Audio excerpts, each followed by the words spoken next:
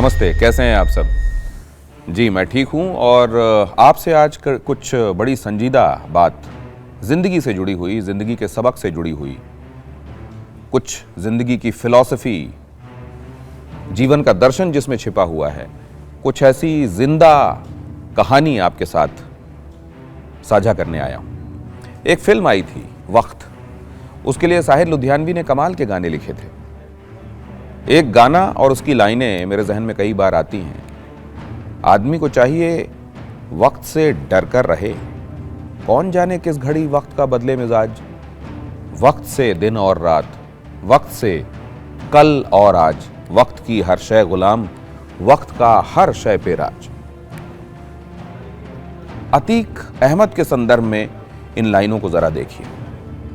अतीक अहमद एक ऐसा नाम जिससे पूरा उत्तर प्रदेश कांपता था और आज नियति ने उसके एक और निशान को मिटा दिया।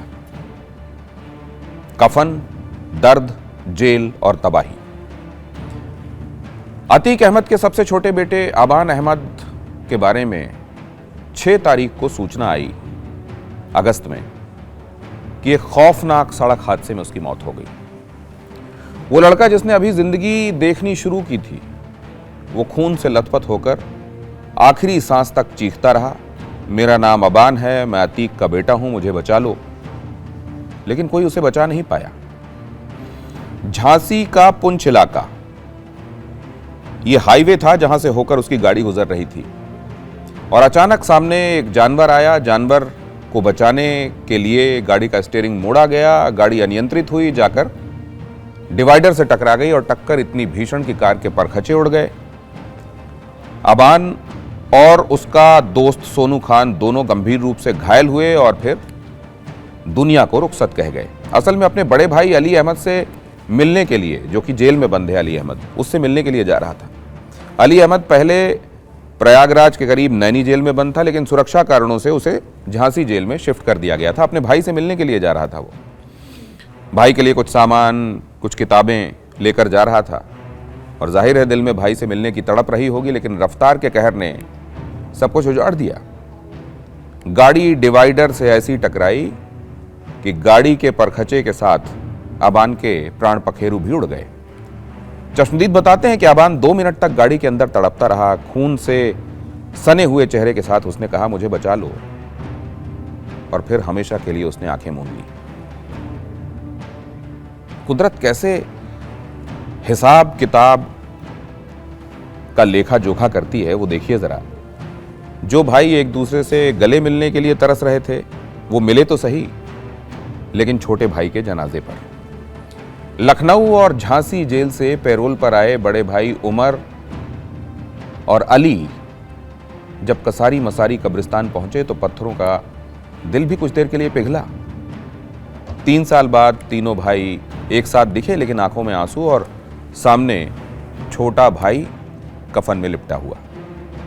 जब भाइयों ने अबान के जनाजे को कंधा दिया तो वो फूट फूट कर रो पड़े। एक दूसरे का हाथ पकड़कर एक दूसरे को ढांढस बंधाते दिखाई दिए, मानो ये कह रहे हो कि हमारा तो पूरा संसार ही उजड़ गया। सोचिए क्या से क्या हो गया इस परिवार का केवल 3 साल के अंदर।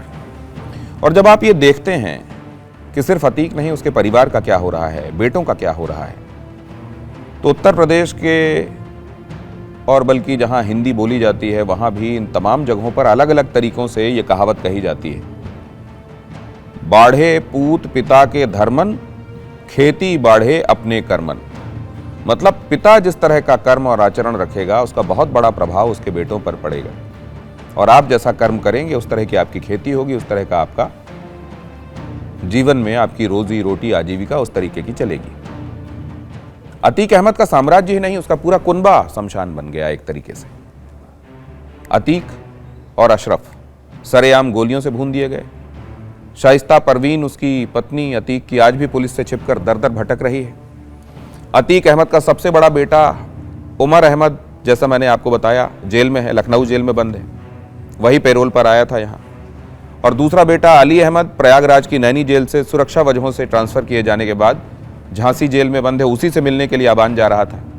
अतीक का तीसरा बेटा असद अहमद अप्रैल 2023 में झांसी के पास पुलिस एनकाउंटर में मारा गया था। नियति देखिए, अबान भी झांसी के करीब ही मारा गया। अतीक का चौथा बेटा अहजम अहमद पहले बाल सुधार गृह में था और अब प्रयागराज के हटवा में अपने किसी रिश्तेदार के घर रहकर गुजर बसर कर रहा है।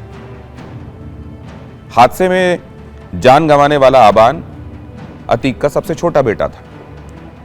जमीन से लेकर आसमान तक जिसके नाम की तूती थी, जिसका नाम सुनकर दिलों में खौफ भर जाता था, आज उसके घर में दिया जलाने वाला भी कोई मौजूद नहीं है। आज अबान को भी उसी कसारी मसारी कब्रिस्तान में पिता अतीक की कब्र के ठीक बगल में दफना दिया गया। अतीक अहमद के परिवार की यह दास्तान चीख चीख कर कह रही है कि जुर्म की दुनिया का रास्ता चाहे कितना भी मखमली हो, उसका अंत सिर्फ और सिर्फ बर्बादी की राख होती है। इस दर्दनाक अंत और अतीक के बिखरे हुए परिवार पर आपकी क्या राय है? कर्मों के हिसाब को लेकर आप क्या सोचते हैं? क्या कुछ देर, कुछ दिनों की शानो शौकत के लिए अपने कामों को ऐसा किया जाना चाहिए क्या कि वो दूसरों की आह लेने वाले काम बने? अपनी राय जरूर बताइएगा। कमेंट बॉक्स में आप क्या कहते हैं, इसका इंतजार मुझे रहेगा। और हर तरह की खबर के लिए TV9 भारतवर्ष का डिजिटल चैनल देखते रहिएगा। अगर अभी तक सब्सक्राइब नहीं किया है तो जरूर कीजिएगा। अगले वीडियो में आपसे मुलाकात होती है। फिलहाल इजाजत दीजिए। अपना ख्याल बहुत रखिएगा। अगली बार मिलेंगे तो आपका हाल भी जानेंगे और बताएंगे आपको एक ऐसी ही दास्तान जिसमें कुछ न कुछ जीवन के लिए उपयोगी भी छिपा होगा। नमस्कार।